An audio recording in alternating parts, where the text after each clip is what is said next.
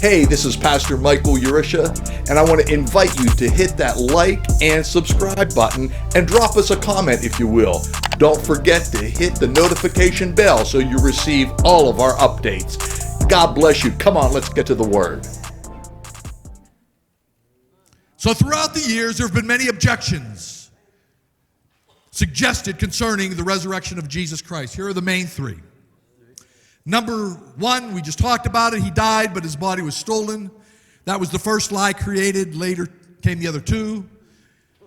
But staying with the stolen body, I mean, if the body was stolen, with all the resources of Rome and the Jewish religious hierarchy, with all the power, why couldn't they produce the body? Furthermore, I don't even think the guards ever really even looked for a stolen body because they know he wasn't. They knew he was. They never moved her post. I mean, think about this. Somebody had to come down, and that stone is estimated to weigh 500, 600, 800 pounds. I mean, you don't move that easily. Even if you're sleeping, Sister Lisa. You're waking up if somebody's trying to move a 500-pound stone. I mean, it's not like stealing a piece of bubble gum out of the corner store. Y'all with me? This was no easy task. The stone was still blocking the entry in the morning when the ladies showed up. So was there a stolen body? It's insane to think that. Number two, the second objection, that he really died, but his desperate followers began to hallucinate about his resurrection. Now, I'm not sure if there's anybody in here that's ever taken any hallucinogens. I mean, maybe you should go around. Purple haze, anybody? Orange microdot? LSD 25? I knew lots of people that took that stuff. But let me tell you something. When people are tripping, no two people ever have the same trip.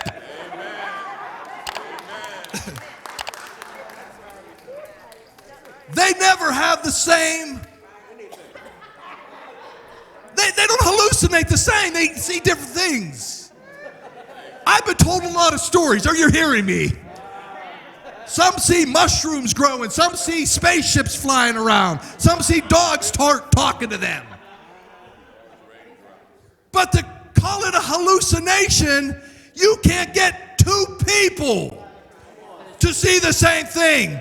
But my Bible tells me that 500 people saw him.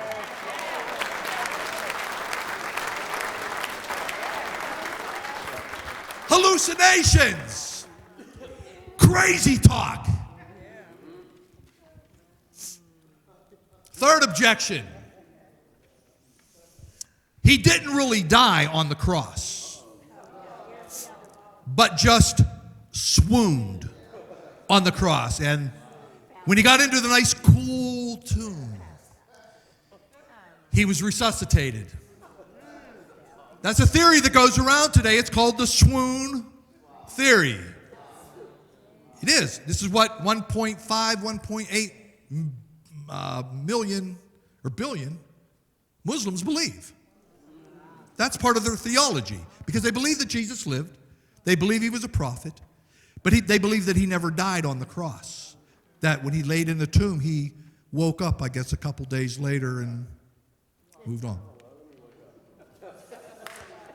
I'm just telling you, that's what they believe. Okay?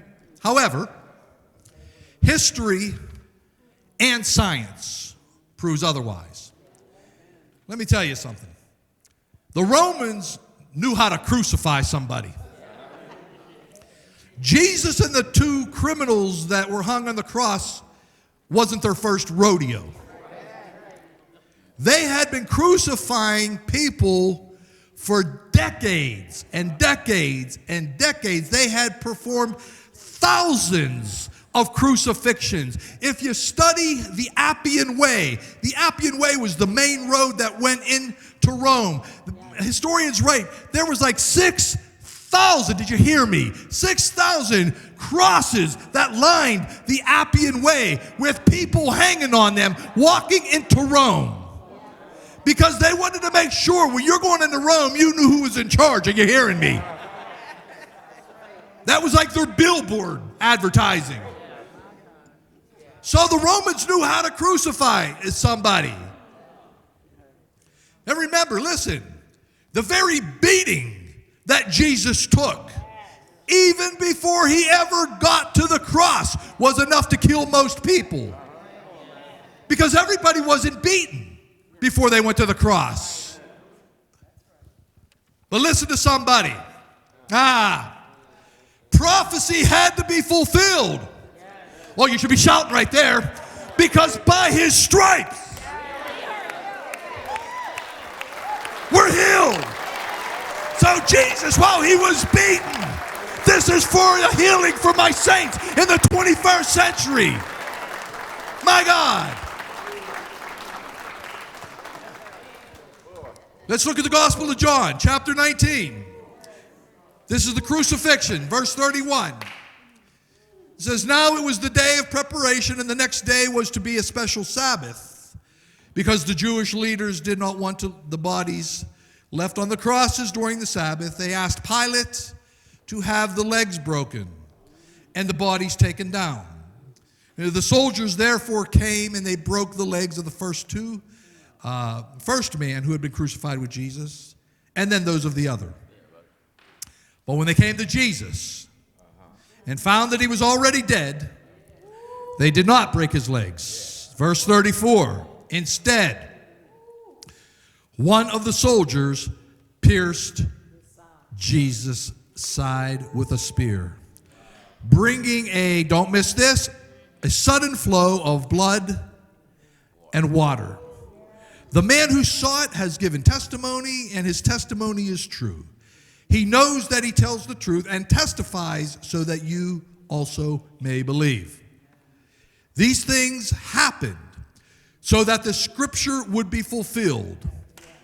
Not one of his bones would be broken.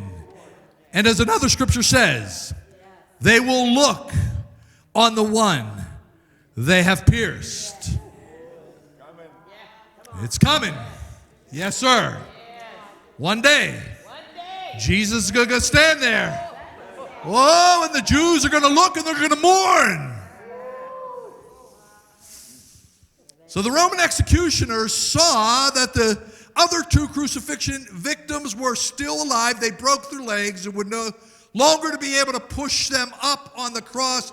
Therefore, within minutes, they would die. In the case of Jesus, they saw that he had become unconscious and likely was already dead. But he wanted to confirm his death. He wasn't going to then just take him off the cross. The soldier didn't even understand that he was fulfilling prophecy that was written hundreds of years before.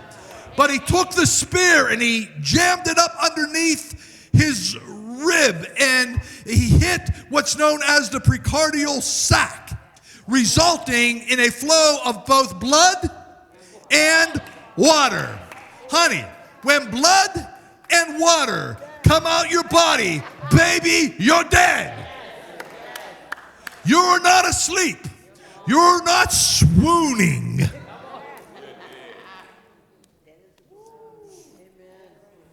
While this manner of death was brutal, a brutal end for Jesus, there were also prophetic significance to this event. John states, for these things took place that scripture will be fulfilled. Not one of his bones will be broken. And they'll look on him whom they pierced. This is a reference to Psalm 34 and a couple of other scriptures. The second reference is to Zechariah 12 and 10.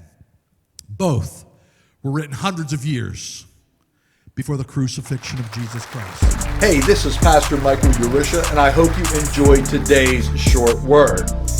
Now, you can help us spread the gospel of Jesus Christ all over the earth by simply hitting that like button, subscribing to our channel, and don't forget to hit the notification bell. And last but not least, share this message with all your friends and family.